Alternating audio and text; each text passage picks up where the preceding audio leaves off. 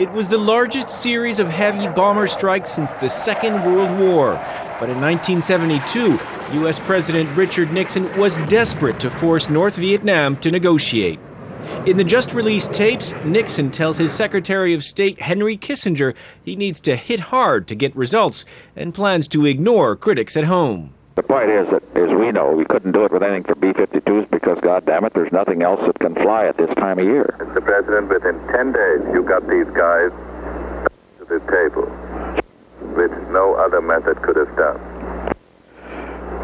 Let's just keep right on. And I think this way it makes the weekend papers, and the excitement is going to die. Well, it'll make the news magazines, too.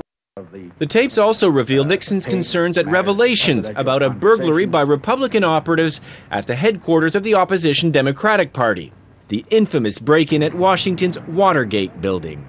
An aide is telling him the newspaper which broke the story, the Washington Post, is in financial trouble.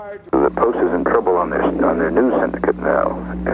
A lot of their, they have 300 newspapers under contract, and they're in trouble on their syndicate because the way we've been feeding the Star. Yeah. A lot of the papers out in the country that have been subscribing to the Washington Post, he told me that a number had canceled out.